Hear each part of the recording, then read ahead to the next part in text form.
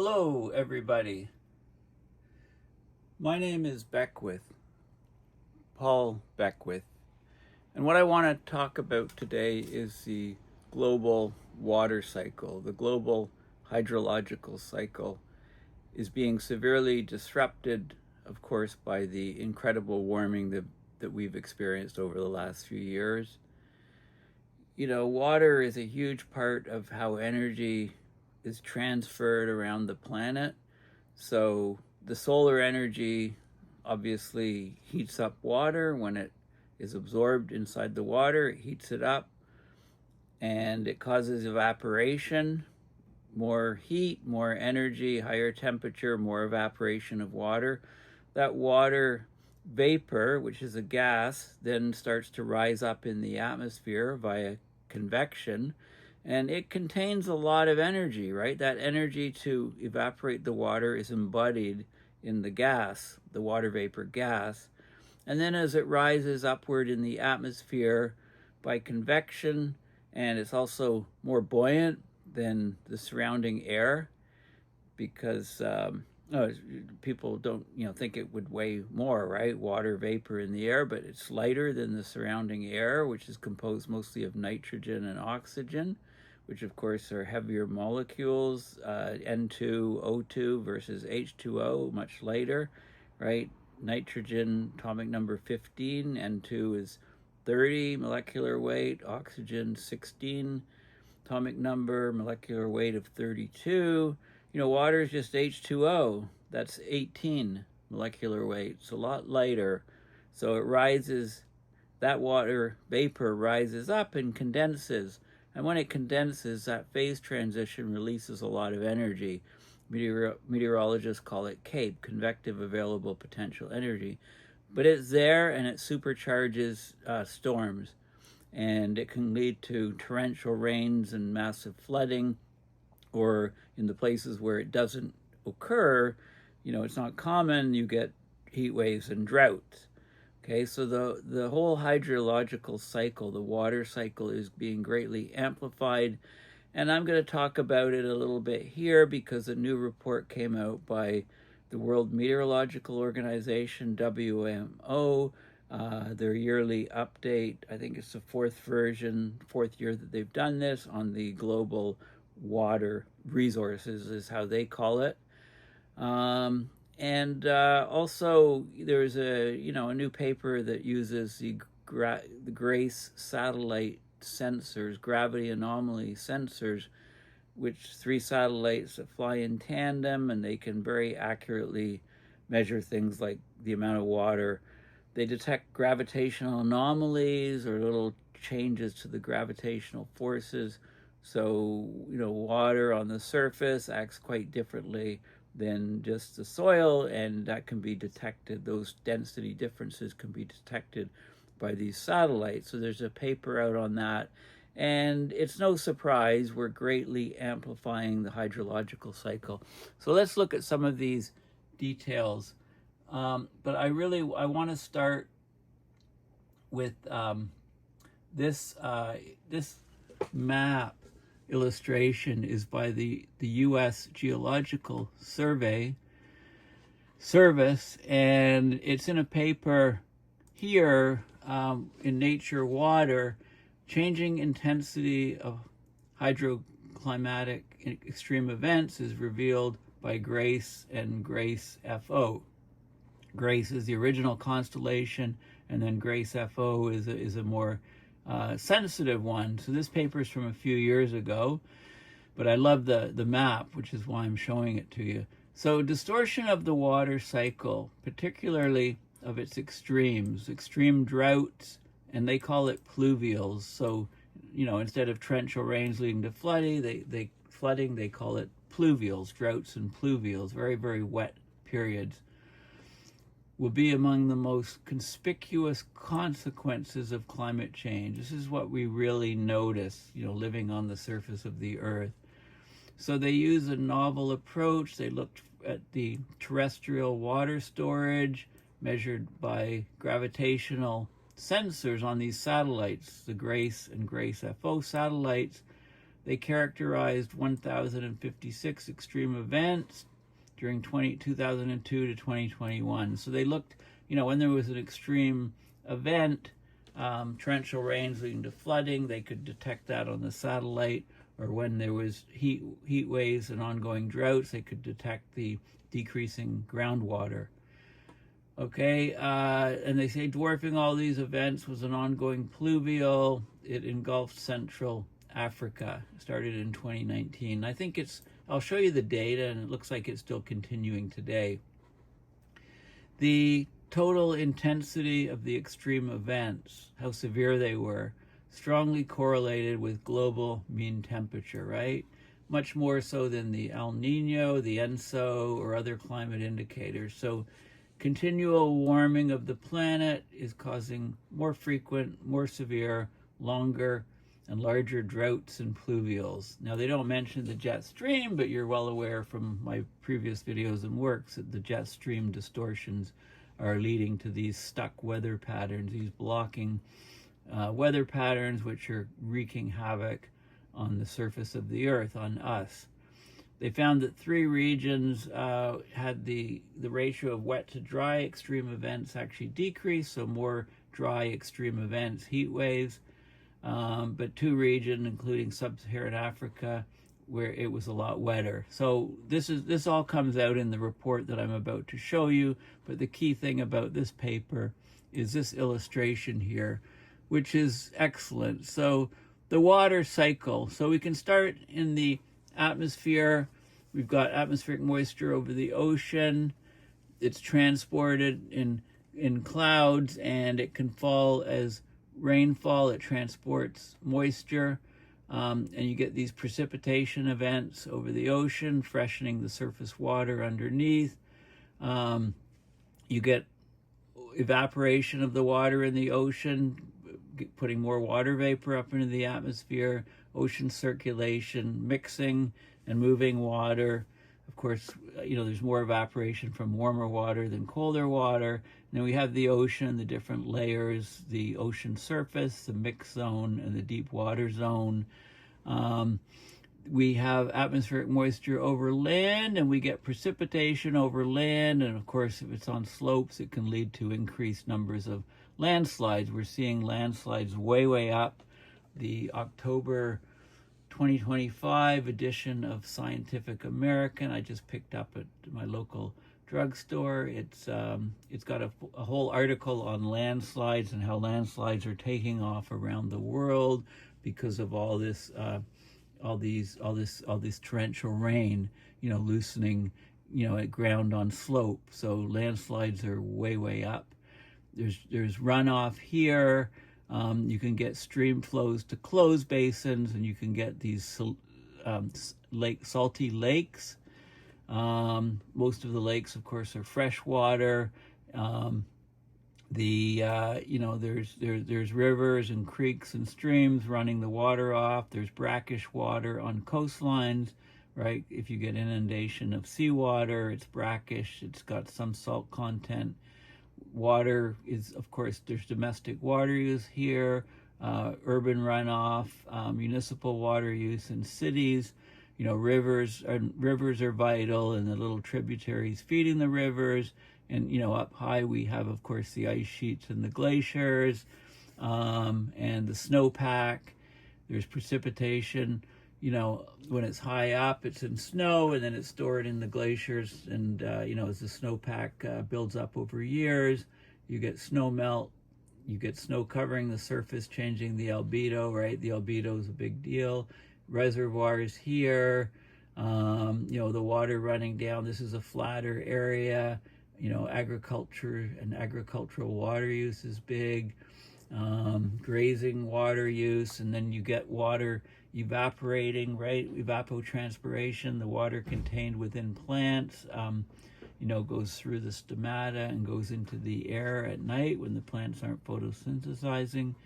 We can talk about the soil moisture levels, and there's also groundwater discharge here. We have permafrost, which is permanently frozen ground, at least 2 years or longer. We've got permafrost that extends back to the last ice ages, containing can contain, it's frozen ground, but lots of the permafrost can contain frozen ice as well. It's a storage mechanism for water. You get groundwater recharge, the water's flowing downhill underground, different various levels, and there's different layers of rock and so on that can isolate the groundwater. You can dig deep wells. You get groundwater actually discharging directly from the ground to the ocean deep down below. So there's all of these different processes. I highly recommend that you have a look at this particular image. It's the best image that I've come across on the water cycle. 96% of all water is salty. It's stored in the oceans. And of course, I mentioned already the huge energy transfers that go on when you get, solar energy coming in, heating up the ocean. The energy absorbed into the ocean raises the temperature, but it also causes evaporation of water from the ocean. Think about it. The fastest moving water molecules are the ones that leave the surface, go into the atmosphere. We call it evaporation. The fastest water molecules leave the water and go up, then that cools the water that's left below. Then I haven't talked about sea ice and I've talked about the glaciers, right? There's all of these different components making up the climate system. This is a water system, if you like, within the climate system. And there's more energy coming into the system, so it's a much more active system. So this is the World Meteorological Organization, their website, and they have just this is September 18th, just a few days ago, they came out with a report called the State of Global Water Resources 2024. Okay, it's the, and we'll talk about this report a little bit. So it's hot off the presses. This is the report right here. You can download it. It's almost 100 pages. State of Global Water Resources 2024.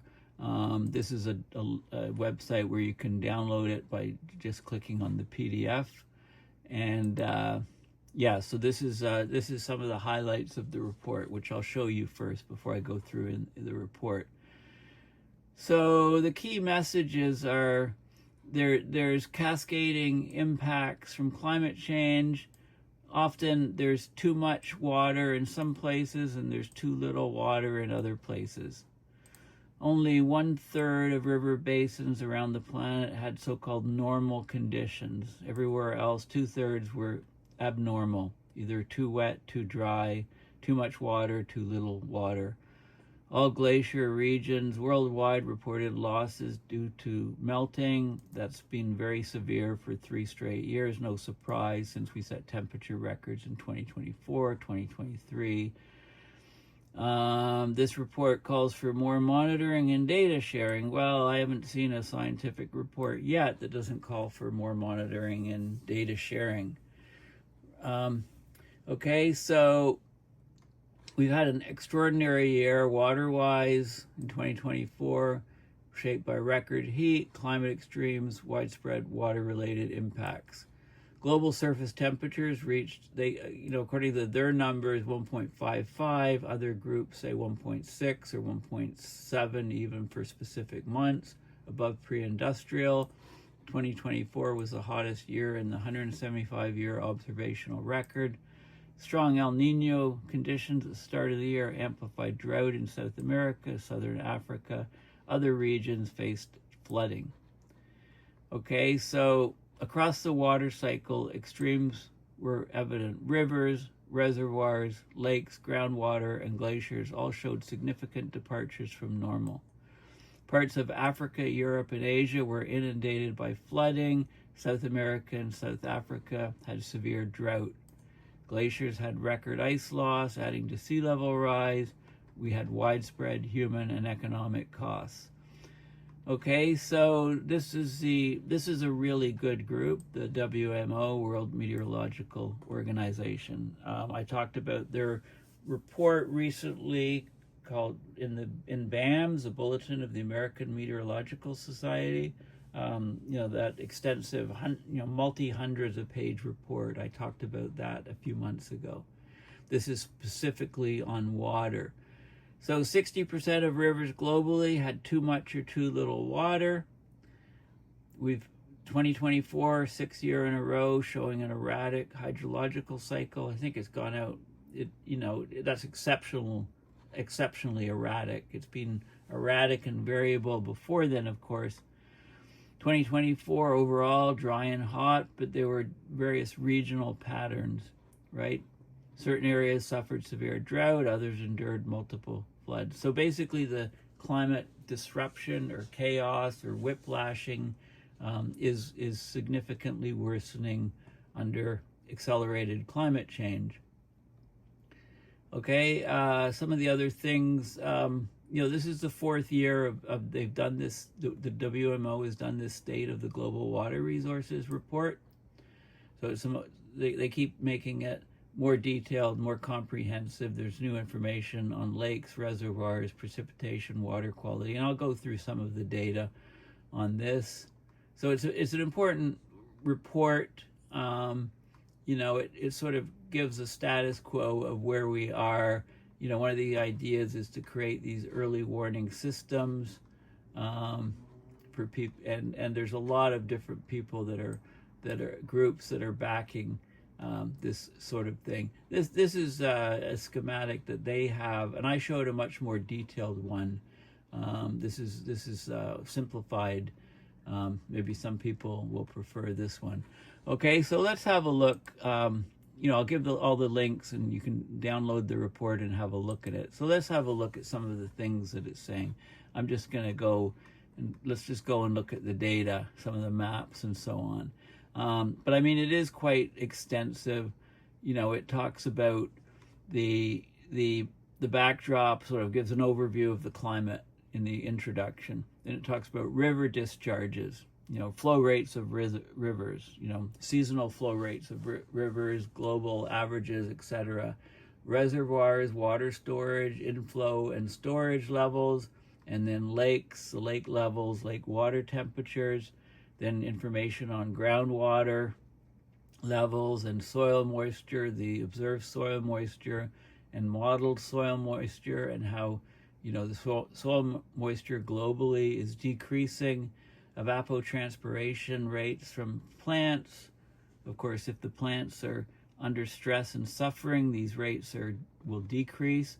Terrestrial water storage, both on the surface in reservoirs and lakes and groundwater, snow cover, peak snow masses, glaciers. And then they go around the planet and they talk about these high impact hydrological events that occurred in 2024. So there's a good summary. Here's a glacial outburst, flooding Canada, flooding in all kinds of different places. So, it's quite a comprehensive report. So let's just have a look at let's go down and look at the data. So there's a lot of people, a lot of different groups working on this, a lot of different countries. Okay, so they give an executive summary and they show, this map here. Like I say, if you want a simplification of what I showed you in the introduction, then it's right here. But let's look at let's just go and look at the figures. So this is they've done this report for 4 years. This is the number of countries that have participated in the report. Started off small. It's getting larger and larger. Eventually, hopefully it will reach most of the countries of the world. The number of variables that they look at is increasing.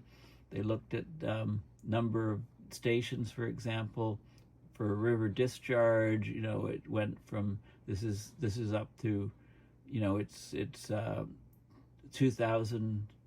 It's approaching 3,000 stations, groundwater stations. Very lot of groundwater stations around the planet. Okay, so there's more and more comprehensive data. They look at, this is the sort of thing that they look at, and they define some terms like normal is between the 25th and 75th percentile, above normal up to 90th percentile. much above normal, above the 90th percentile, and much below normal in the up to the 10th percentile. So they have some definitions there. They give a backdrop of some climate conditions that affected 2024. They refer to the State of the Global Climate 2024, that WMO report. There's a link to it right here. Okay, there's lots of stuff in, of course, on water in that report. And this is precipitation. This is total annual precipitation in 2024. They have 1991 to 2020 reference period, and you can see the areas that are below and much below. You know, there's some areas that are extremely dry, and there are other areas that are extremely wet. You get a smorgasbord of data here.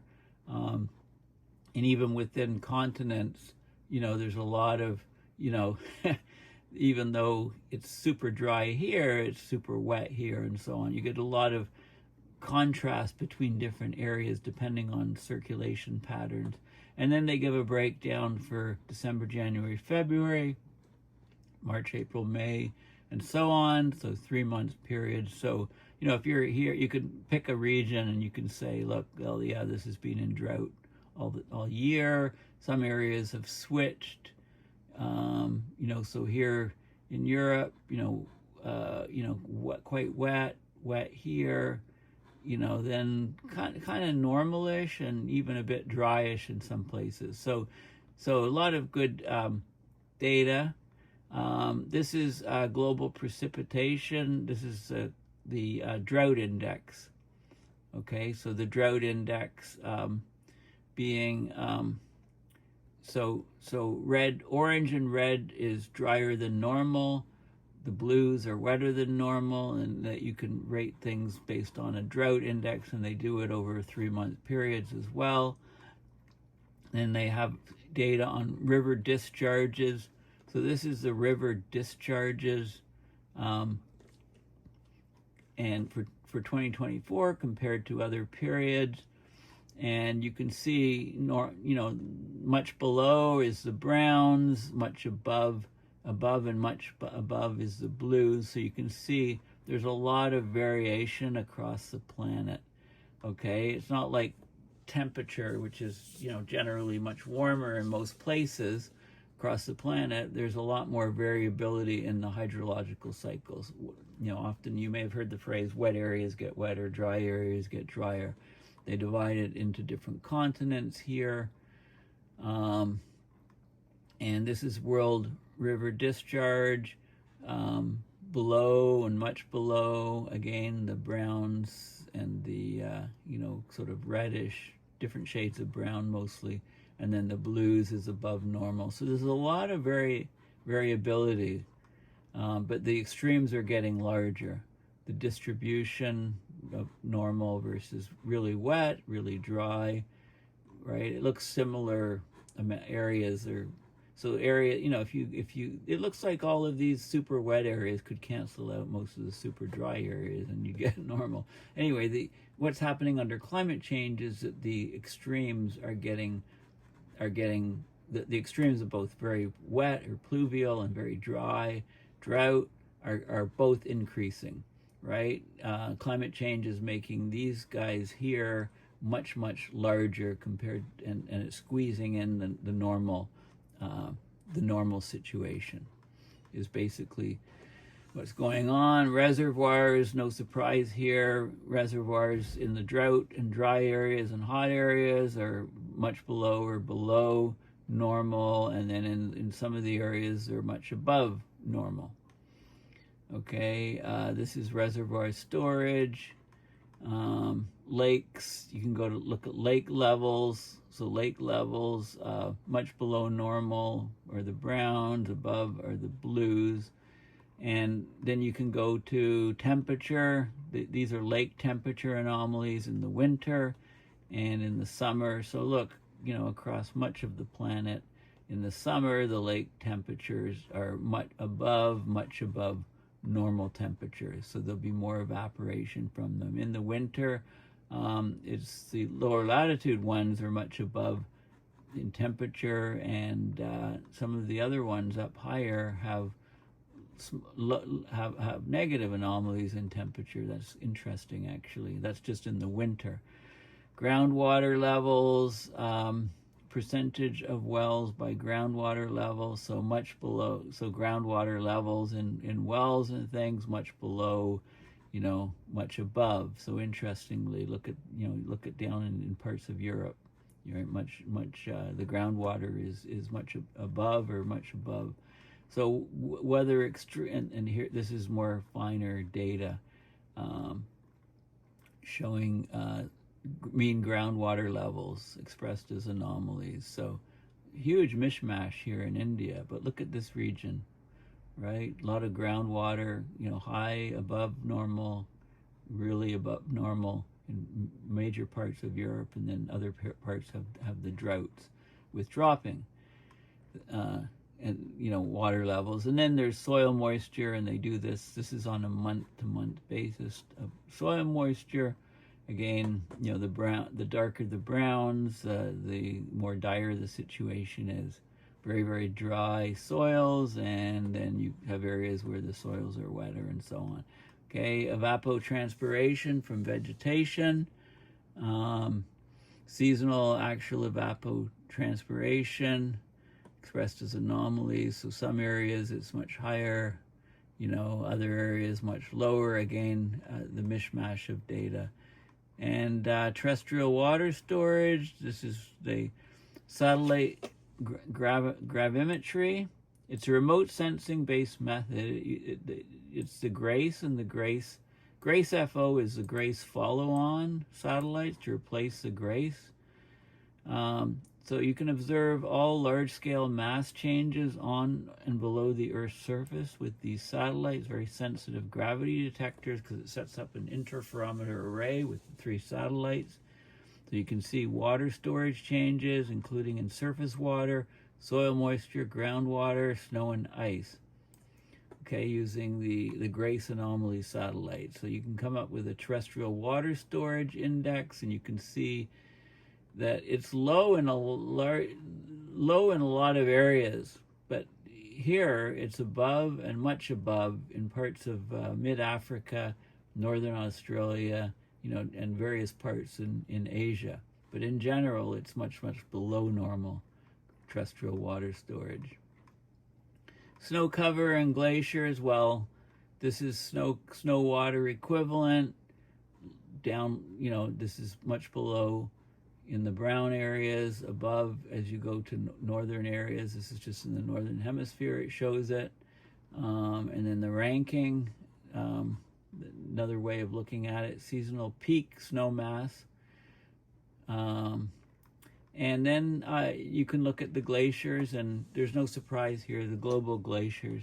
Look at they're dropping off a cliff here, and it divides it up into 19 different regions, across the planet, and it shows you the decline. You can look at all of them, and most of them are undergoing severe decline, and they have they have the balance, and they go winter balance, summer balance, right? So glaciers, we're losing our glaciers, which is a store of water for billions of people. And then they talk about high impact hydrological events. They in various places. Okay, and this map is quite good. Regions where there's lots of flooding in the blue, lots of droughts in the browns, and you can see over here. I mean, look at the flooding in Europe and the flooding in large parts of Africa. And okay, so flooding seems to be dominating this picture. And then they look at specific events. They cover the floods in Europe, for example, and then in other places around the planet. I don't think I'm going to go into those details. I mean, the report's very useful to have a look at, and then there's some more data in the annex. It gives like global coverage and charts and so on, And then I think it lists the different the models that are used, and there's additional information on where they're getting stuff from, how many countries are involved. And this is sort of like the interesting charts of areas that are wet, areas that are dry. It runs, this is January through end of the year in 2024, and it shows the lots of gaps in Africa, and I'm surprised there's so many in Asia, data gaps. But you can see how dry it's been. So they have different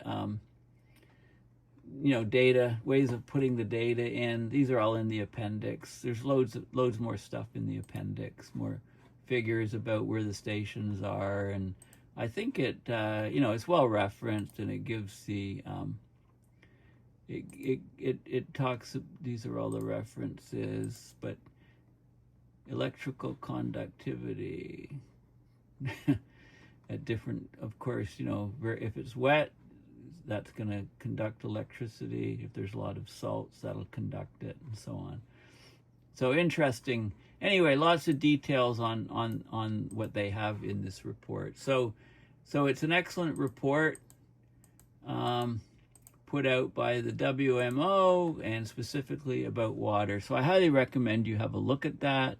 And the other big takeaway is, I'll go back to here. This is an excellent image of the water cycle, and it's well worth spending a bit of time on here, trying to kind of look at all the different interactions of the water.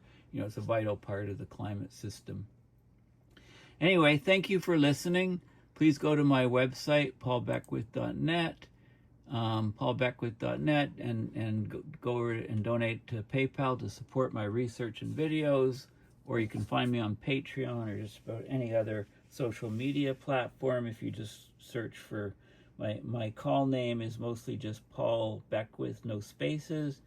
And follow me, and please share my posts and my videos. That's the most important thing, so that my whole shtick is to educate people on what's happening with abrupt climate system mayhem. Thanks for listening, and bye for now.